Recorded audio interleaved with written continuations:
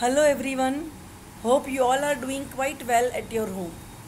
In the last session on normal labor, we talked about management of the first stage of labor. In this session, we'll talk about management of the second stage of labor. First, the purpose or the aims, why management of the second stage is required. First aim is to ensure the birth of the healthy fetus. We have to make sure that the fetus should be born healthy. That is the topmost purpose of management in the second stage of labor. Next is to prevent perineal injuries. Sometimes when the contraction is strong, there may be sudden delivery of the fetal head, or fetal head very forcefully comes out of the vagina. So such forceful expulsion sometimes may lead to perineal injuries. So our duty is to manage the case so that the perineal injuries will not develop and to prevent sepsis during delivery. This is the, you can say, all-time aim of managing a case of labor. At any stage of labor, the sepsis should not occur. So we have to maintain the aseptic precautions. Right? Now, how to manage a case of labor in the second stage? After complete cervical dilatation, the fetal head further descends. It occupies the cervix and distends the perineum. So after the cervix dilates completely, the fetal head comes down further. So it will occupy the whole cervix and also will distend the perineum. Also the vaginal introitus widens and the hairy scalp appears at the vaginal introitus. Because the head has reached perineum, the vaginal opening will widen, and you can see on vaginal examination, on vaginal inspection, the fetal hairy scalp. Here we have to monitor the fetus. So FSH should be taken every 5 minutes and they should be noted after contraction.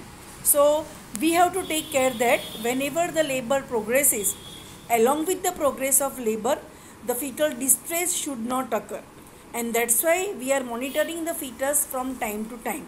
So every 5 minutes the FHS should be taken. Along with the fetal monitoring, we have to monitor mother also. So her pulse and blood pressure should be taken every 15 minutes. Assurance, advice and instruction given to the patient from time to time. Our duty is to keep up the morale of the patient. So we have to assure the patient from time to time that everything will go fine, labor will progress smoothly, whatever advice are needed, they should be given to the patient. Also the instructions are given to the patient. Instructions regarding how to take the pain, that is specially required in the priming gravida patient who is first time pregnant and who is delivering the first baby. So she doesn't know how to take a pain, and pains are taken during contraction, right? So instructions are given to the patient from time to time. Sometimes the woman may not keep her legs apart, so she may not be cooperative because labor pain is quite severe. So whenever required, the necessary instructions are given to the patient, to the mother. The doctor and his or her assistants should wear sterile gloves and apron or gown and the mask that covers the mouth, nose and chin. This is to maintain the aseptic precaution, right? So everything should be properly sterile and should be used properly. The vulva and its surrounding area should be cleansed with antiseptic solution. Catheterization is done if the bladder is full. We have discussed in the first stage of labor that whenever the woman or before you take the patient on the examination table, the patient is asked to empty her bladder, right?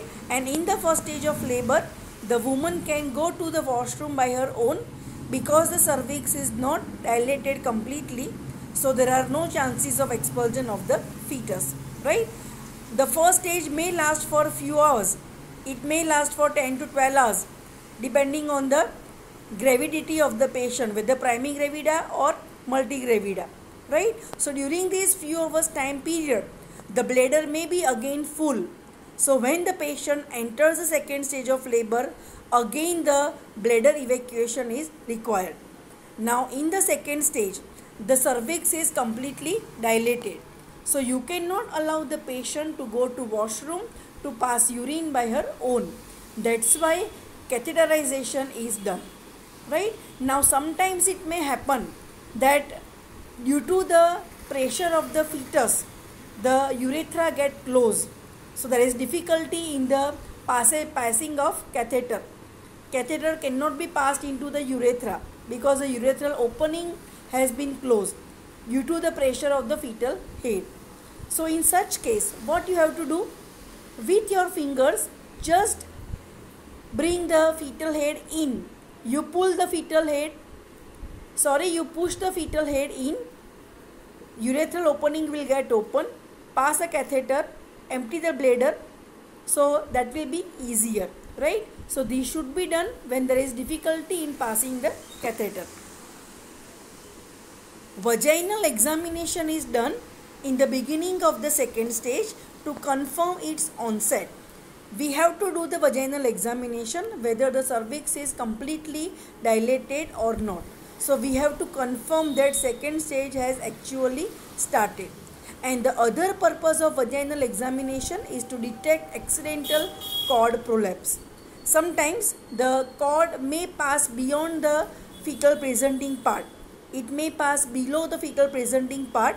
So on vaginal examination, you will find you can palpate the prolapsed cord, right? So that you have to check.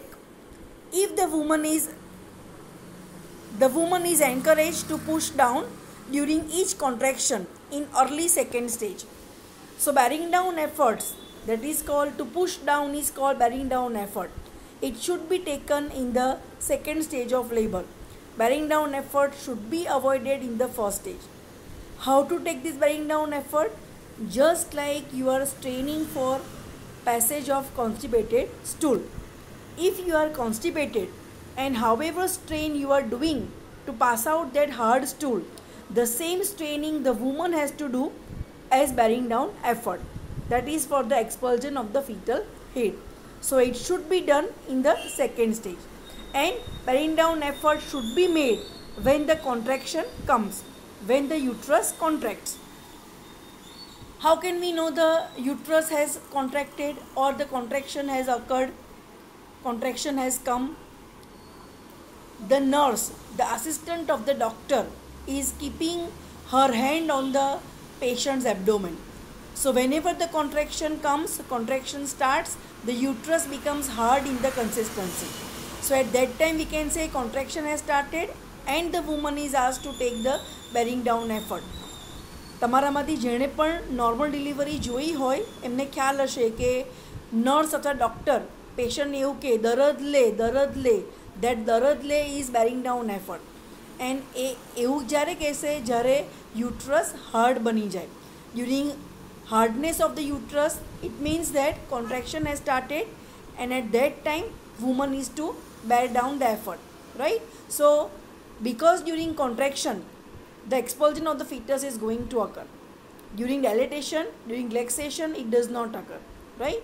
So woman is asked to take the pain only during the uterine contraction. Sudden extension of the fetal head should be prevented during the strong pain. This may happen sometimes. Whenever the labor pain is severe or uterine contraction is severe, then fetal head is very suddenly extended. You know that the delivery of the fetal head occurs by extension, right? This is the movement which causes delivery of the fetal head.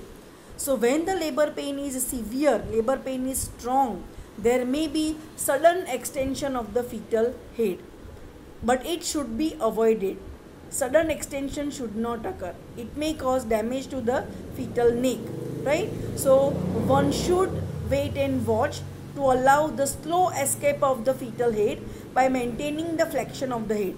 You can keep your hand on the occiput and you can prevent the sudden extension of the fetal head. You know, in the normal positions are LOA and ROA. In these positions the occiput is anterior, right? So doctor can keep his hand on the occiput to maintain the flexion of the head, so sudden extension will not occur. This is very important. Then crowning of the fetal head. Crowning means when the fetal head appears at the vaginal opening, when you can see the hairy scalp, it is called crowning of the fetal head.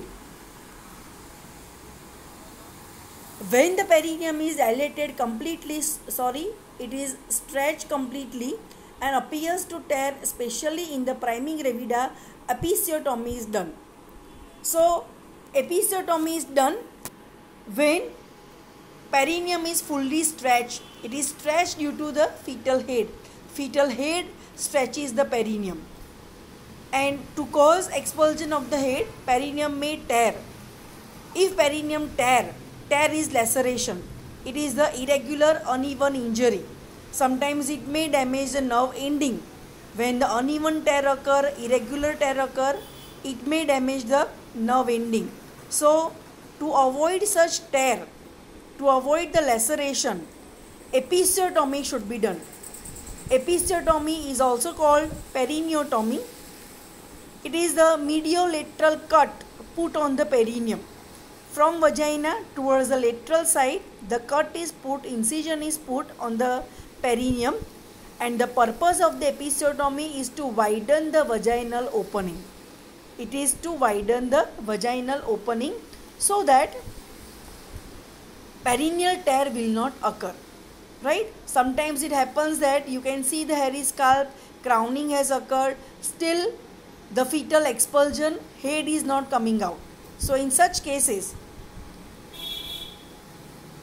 if you give the episiotomy cut, episiotomy incision, this will widen the vaginal opening and make the expulsion of the fetal head easy, right? So purpose of the episiotomy is to widen the vaginal opening. It is not to dilate the cervix. This you should remember very clearly.